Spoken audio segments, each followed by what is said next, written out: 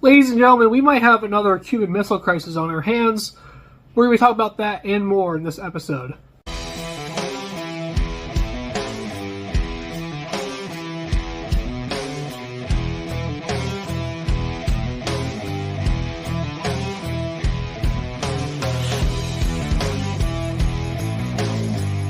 Welcome to RepubliKen Talk Show, everybody. I'm your host, Kenneth Glenn, and today we are going to be talking about the update to the law in Louisiana. So, a Louisiana judge ordered a surgical castration for people convicted of sex crimes against young children under legislation approved Monday. And if the Republican governor, Jeff Laundrie, signs it into law, the state apparently would be the first with such punishment. The GOP-controlled legislature passed the bill giving judges the option to sentence someone to surgical castration after the person has been convicted of certain aggravated sex crimes, including rape, incest, molestation against a child under 13 years old. So on the show the other day, a couple days ago on the show, we were talking about California, how they're allowing people to be pedophiles, basically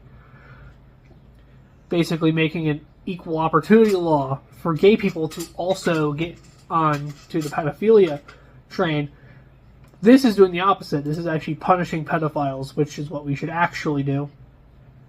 Quote, "This is a consequence," Republican State Senator Valerie Hodges said during a committee hearing on the bill in April.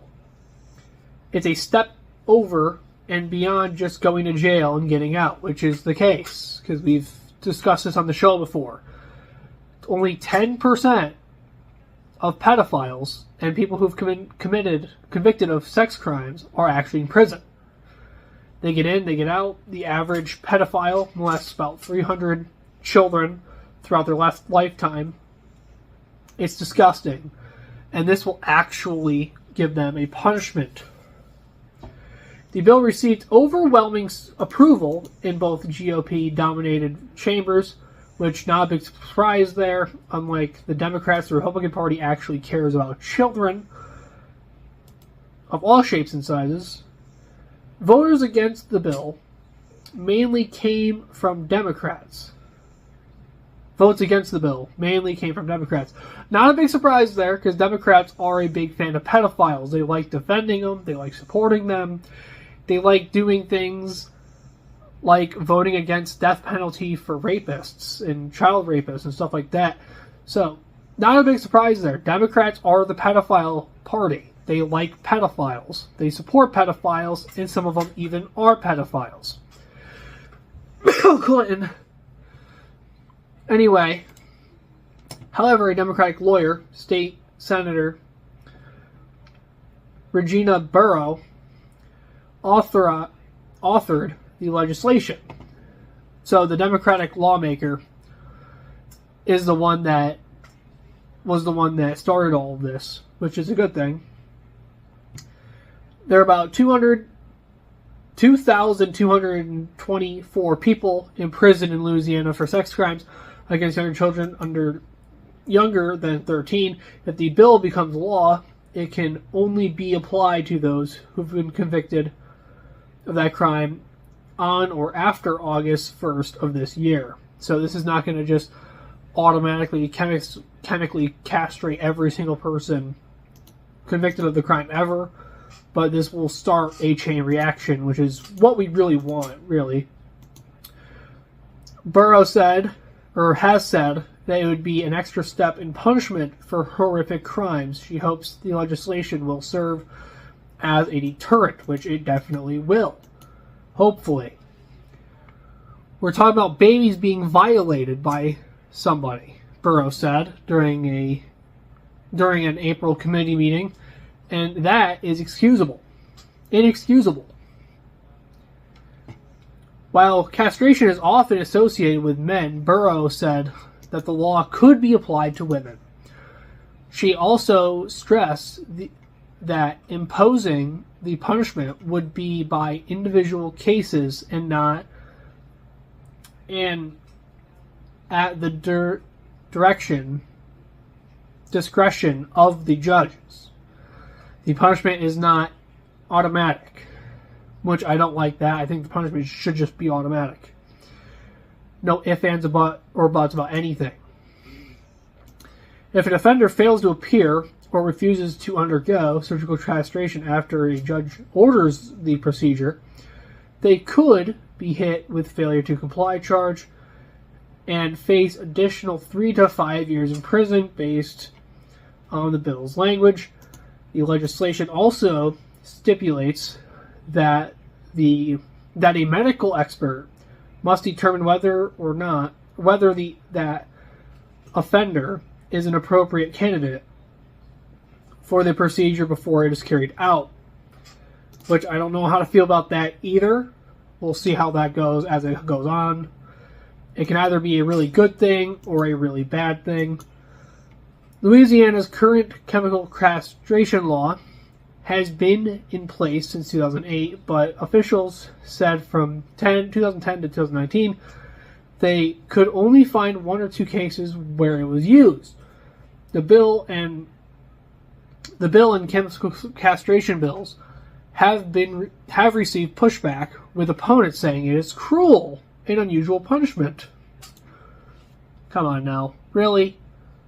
Chemical castration? I guarantee you, hear me out, I guarantee you no Democrat on the planet would push back against chemical castration for men who rape women. This is the scary thing about the Democratic Party. The same people who say that chemical castration for pedophiles is a dangerous thing, and it's cruel and unusual, which I don't believe in cruel and unusual punishments, by the way. I don't believe in that at all. But the idea that these people, the same people who I guarantee you would not be against it for rapists who rape adult women, are against it for people who rape children, which is just super concerning. Very, very concerning.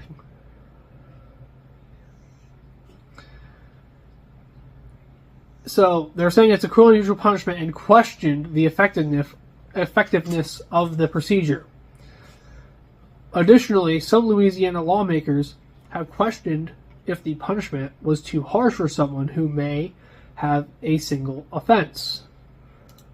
No, it's called don't do that. It's not don't do that. It's not that hard. Okay? Don't do that. That thing I told you not to do, don't do that. It's not that difficult. Okay, it's not like people are accidentally molesting kids. Okay, people are belligerently doing it on purpose. For me, when I think about a child, 1 time is too many. Burrow responded. I like this. I like her. Alright, now moving on to the Cuban Missile Crisis. There's another Cuban Missile Crisis on our hands, fellas. Maybe. I'm not saying that for sure yet. So, Russia came very close, uncomfortably close, to America. So, 3 Russian ships and a nuclear-powered submarine are expected to arrive in Cuba this week, ahead of military exercise in Caribbean, officials said. While the exercise aren't considered a threat to the U.S., American ships while the exercises aren't considered to be threats, the U.S. American ships have been deployed in the shadows of Russians. U.S. officials told CBS News. It's not a threat, but we are going to put the gloves on. We don't feel threatened at all, but we're going to get ready to fight because, it's not a threat. So, the Cuban Missile Crisis, why I'm comparing it to the Cuban Missile Crisis, is because the Cuban Missile Crisis was basically, in the 1960s, Cuba, we found that they had a bunch of Russian missile silos on Cuba. And over the course of 13 days, the crisis brought the U.S. and Russia very close to nuclear warfare. Thankfully, we had a very good president. His name was John F. Kennedy, and he took care of it super quickly, which, by the way, is one of the most impressive feats in U.S. American history, with how quickly John F. Kennedy handled the Cuban Missile Crisis. Now, me personally, I'm not the biggest fan of Kennedy. I think he's a deeply immoral person. But I do gotta say, when it comes to the Cuban Missile Crisis, he nailed that. Like, that was phenomenal how he handled it. The Russian warships are expected to arrive in the Havana on Wednesday and stay until next Monday. Cuban Foreign Ministry said in a statement. A U.S. official told CBS News National Security Correspondent David Martin the U.S. intelligence community has assessed that the submarine in a group is nuclear powered but isn't carrying nuclear weapons. We have no identification or indication and no expectation that nuclear weapons will be at play here in these exercises or embarked on those vessels.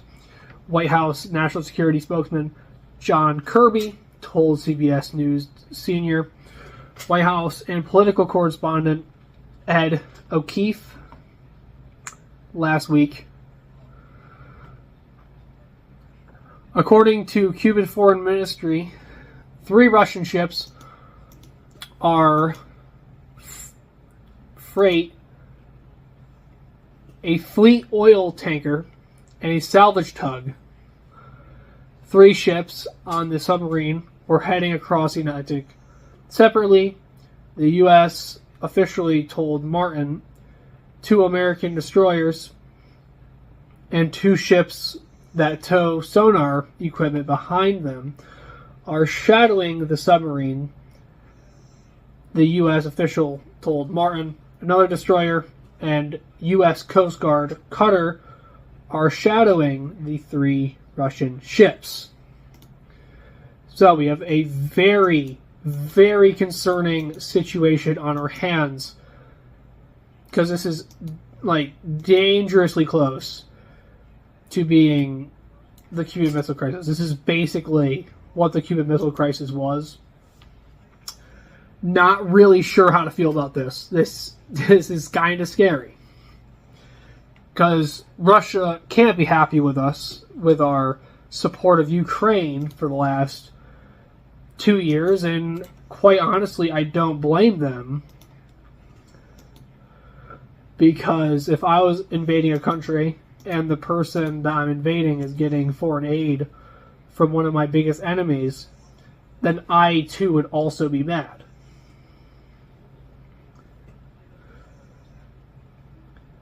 So yeah, this is not the best situation right now. This is not what we want.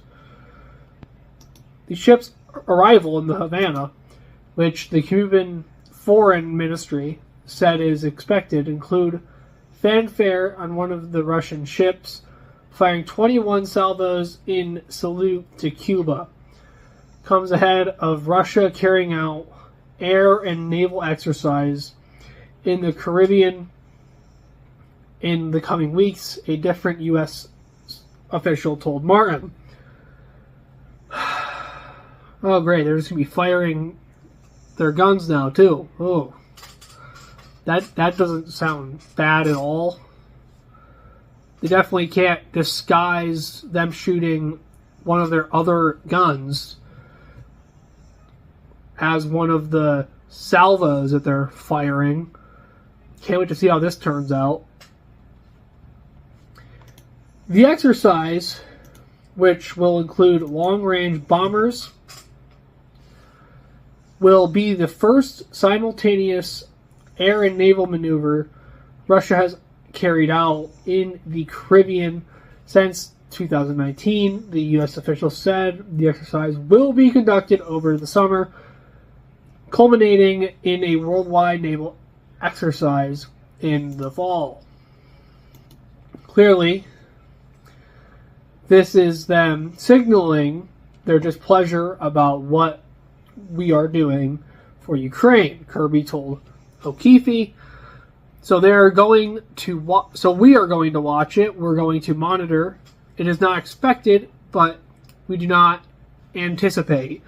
We do not expect that there be any imminent threat or any threat at all. Quite frankly, the American national security in the region, in the Caribbean region, or anywhere else. The U.S. official told Martin the ships may also visit Venezuela. So, doesn't sound like anything. Let's be real. That does sound pretty alarming. We got Russia in our backyard, just like practicing with their guns and stuff. That's not concerning at all. That's definitely not concerning at all. We're not worried about this.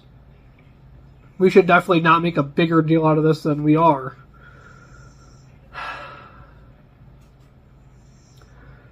Now, on abortion laws. So, there is many posts on Twitter going viral because the GOP has this new proposal. The Texas GOP has a new proposal to give the death penalty to women who have abortions. This is a popular claim going all over social media. Okay, Bill Madden is one of the first ones that I saw. He shared a TikTok where a man basically said, "Hey, look at this headline," and he did no further research, and he just went on to talk crap about the Republican Party for like 2 minutes on his TikTok. And many headlines are saying the same thing. So you know what I did today? I read it. I actually read the PDF file. It's 50 pages long, and it's like a Tom Clancy novel. The words are like that big, and I read it all.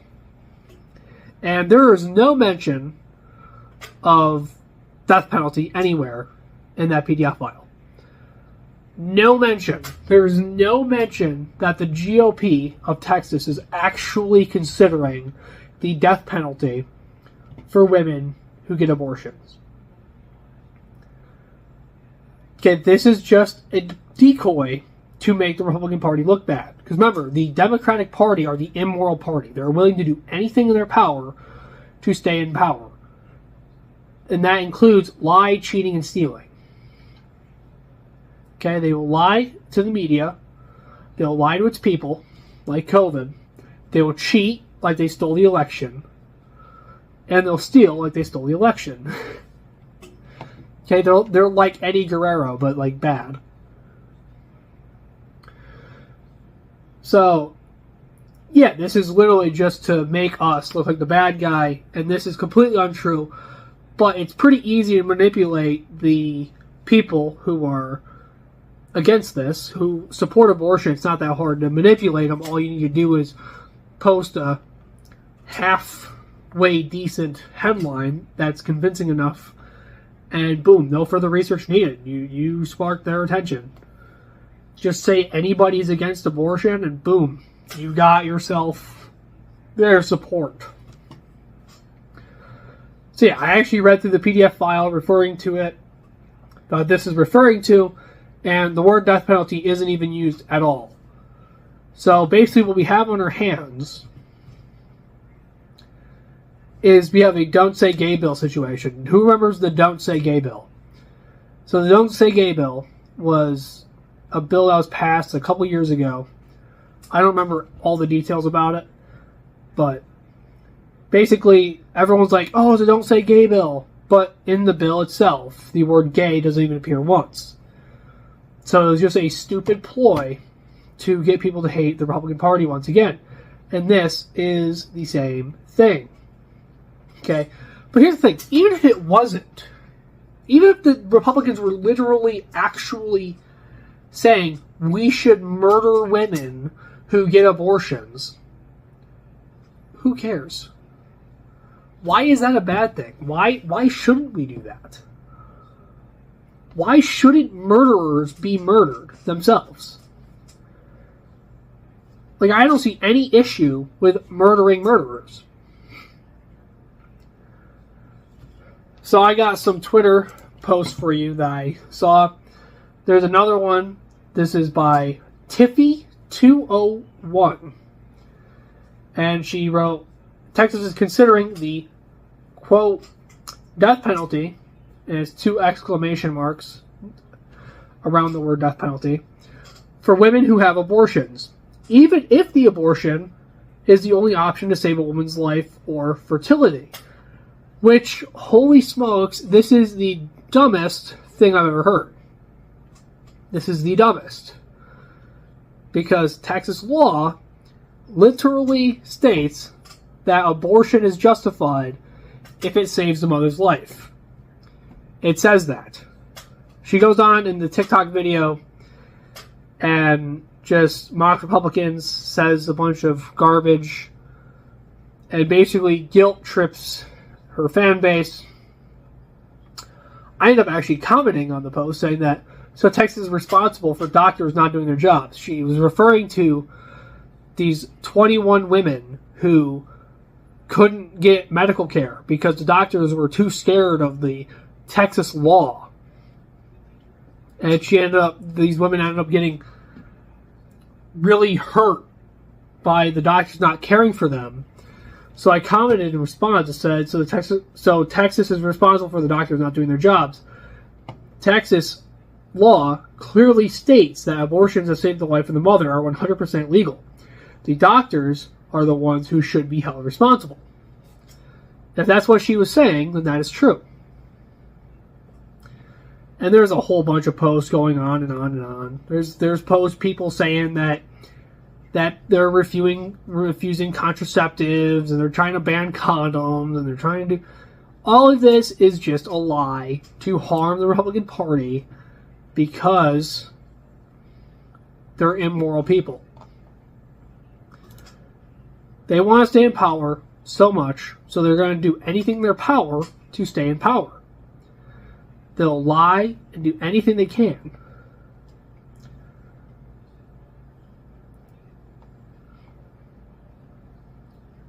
So, in better news, we went from good news to 2 bad news. Now we're going back to some good news. Hostages have been saved in Israel.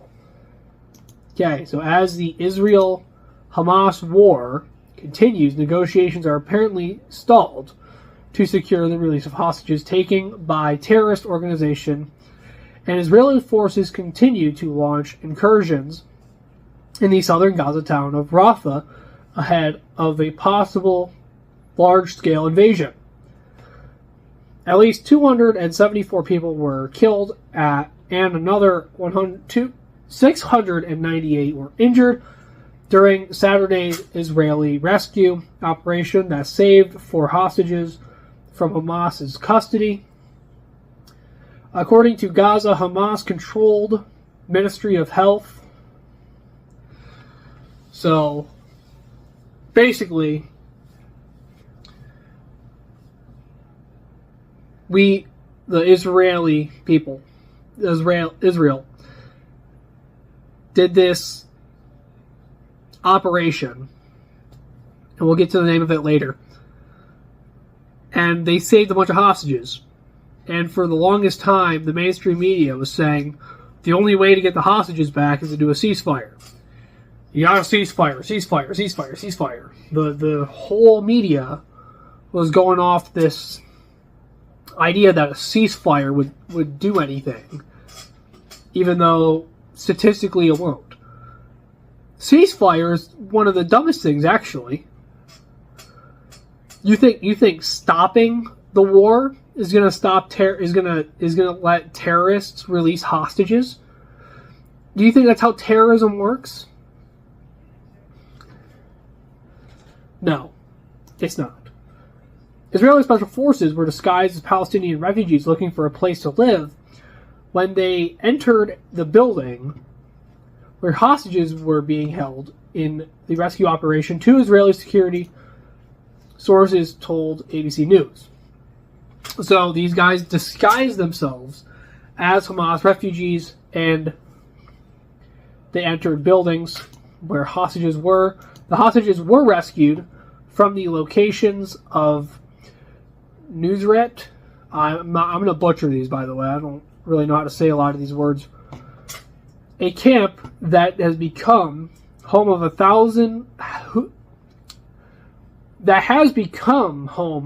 to thousands of refugees who've fled fighting throughout Gaza. Gaza, also known as Hamas's military base, let's be real. Israel Special Forces were disguised as Palestinian refugees looking for a place to live. When they entered a building, hostages were being held. In the Israeli rescue operation this weekend, two Israeli security guards told CNBC News. Special forces were already in position near the building where the hostages were being held before they were given the go command by Israeli forces, the source added.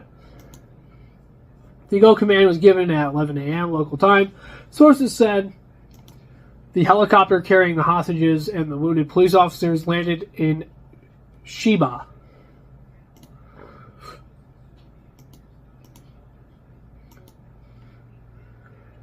Medical center in Israel starting at 12:15 p.m. local time, and the last helicopter landed at 12:45 p.m. local time. So we got about 30-minute span here. The Shin Bet, Israel's International Security Forces, Israel Defense Forces, Israel SWAT team members participated in the rescue operation, now called Operation Arnon. By the Israel military. The name of the operation was given to honor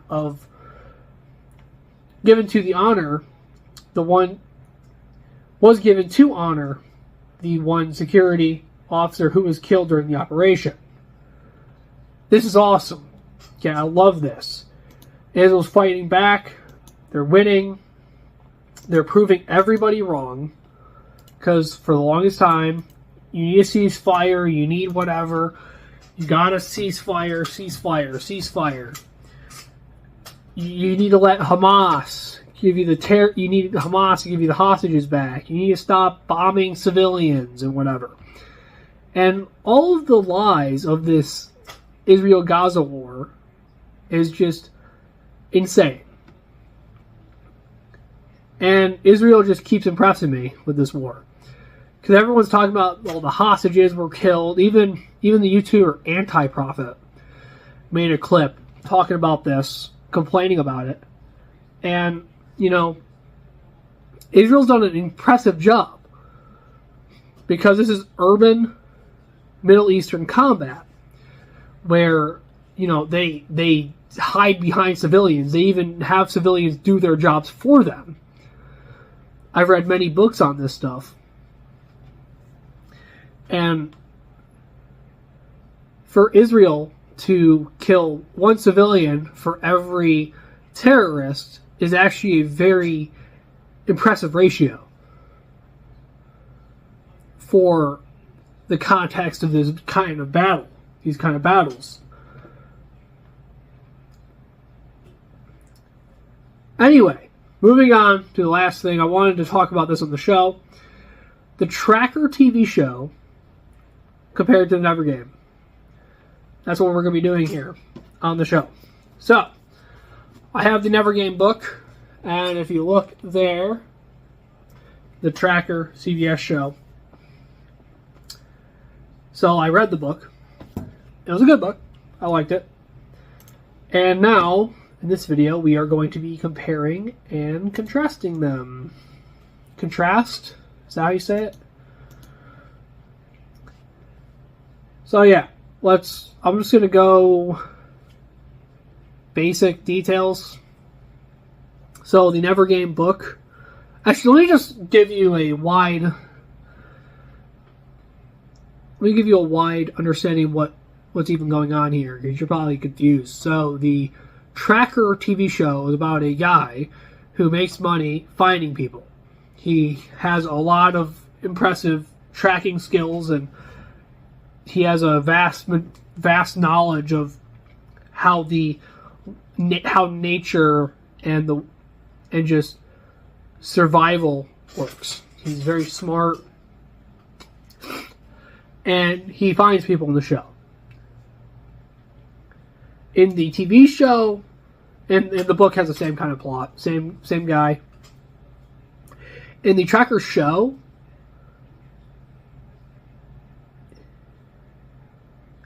it goes episode by episode. So every episode, there's a new person that is lost, goes missing, gets kidnapped, and he has to find them. In the book, it's only one person. It's Coulter Shaw. One person's missing, and the whole book goes through, and he has to try to rescue the person that has gone missing. Now, time to compare the two. So, the Never Game book, the main character is Coulter Shaw, and I'll just give you some details. First thing in the Never Game book is basically just the main plot.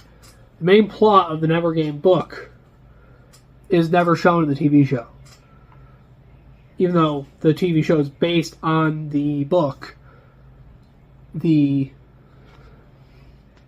person who gets kidnapped doesn't get rescued at all in the TV show. The person who is in the book, who's missing in the book, isn't found in the show. Isn't in the show at all, actually. It's not even mentioned. Which I'm kind of disappointed, because the plot of the book is actually kind of interesting. I'm not going to spoil anything. Let's be real. I probably couldn't get away with it because, I guarantee you none of you have the attention span to read. But I'm not going to spoil it anyway.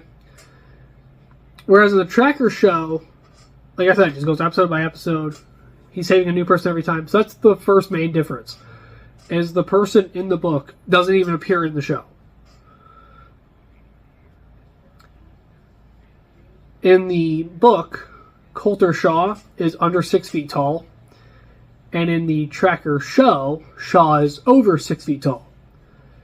The actor for Coulter Shaw is like 6'3" or something like that. So, quite over the under 6 feet mark. And this is just a niche detail. In the Never Game book, Coulter Shaw has a scar on his face and neck. And none of those are shown in the show. There's no makeup done or anything, which that would have been a neat detail, a neat nod to the book. But it's never mentioned, never shown in the show at all. Which not a big deal. Whatever. In the book, he's not a fighter. So, in the book, as you can imagine, this guy literally travels the country finding people. He has an RV, which in the show it's a truck with a camper behind it. But he literally drives around in an RV, and he intentionally tries to find people. So there's 3 book series I read, there's 2 book series I read. I read the Gray Man series, and I mainly read the Jack Reacher series. This guy is the literal opposite of Jack Reacher. Jack Reacher is kind of this guy who goes around, walking around the country, just like hanging out. Just walks around and stuff. And then he always runs into trouble. He's never trying to find it, he just runs into it. He just something happens, and he just happens to be there, wrong place at the wrong time. Whereas in the Jeffrey Deaver novel, The Never Game, Tracker's kind of going for it. He gets a call of people who go missing, and he's called into these jobs, and he goes. And Jack Reacher lives in hotels, and Coulter Shaw, he lives in a camp or an RV, so it's kind of neat. One of the other differences between Coulter Shaw and Jack Reacher is he's not a fighter. Coulter Shaw is not a fighter at all. There's actually, in the beginning of the book, there's a fight scene. I said no spoilers, but this is the beginning of the book. A guy was like going to throw a Molotov at him, and he was like trying not to fight the guy. He was like negotiating with him, which is kind of neat. He's kind of like Dalton from Roadhouse, in a way. Reading the book, he reminded me a lot like Dalton.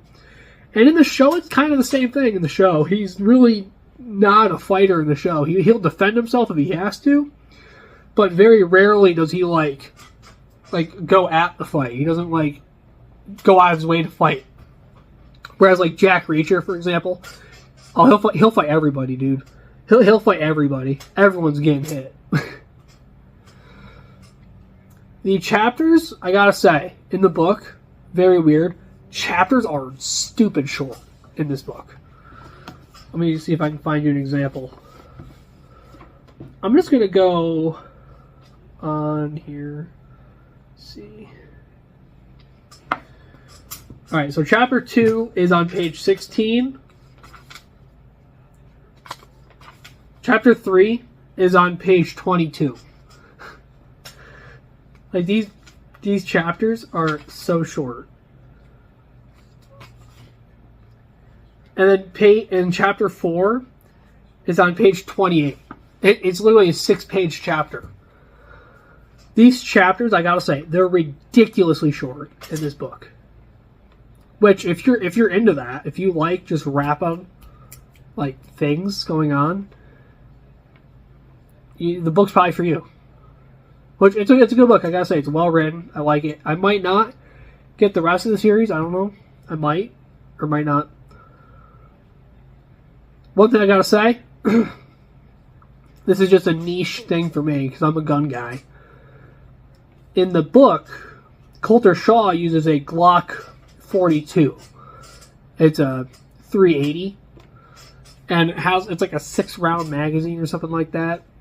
Whereas in the show, he uses an M1911. In the book, it makes sense why he uses the Glock. It's small, it's compact, and it has some more punching power with the 380 round. Whereas it doesn't make a lot of sense of him using a 1911 in the show. The 1911 is just a well-known firearm. That's probably why they use it in the show. But things like that just kind of gets me. Because, like, you could have made Coulter Shaw stand out by having him use this special gun.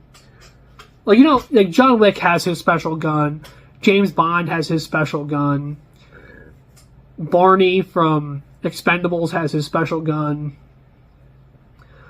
Most of the action heroes have their, like, special sidearm. And here we have Coulter Shaw in the book, who has his own special firearm that he uses. And they don't put it in the show. That's pretty disappointing in my opinion, actually. So anyway, that is the end of my show. That's all I got for you guys today. I hope you like it. If you like to, give it a like, comment, subscribe for more. And I will see you guys tomorrow. Peace.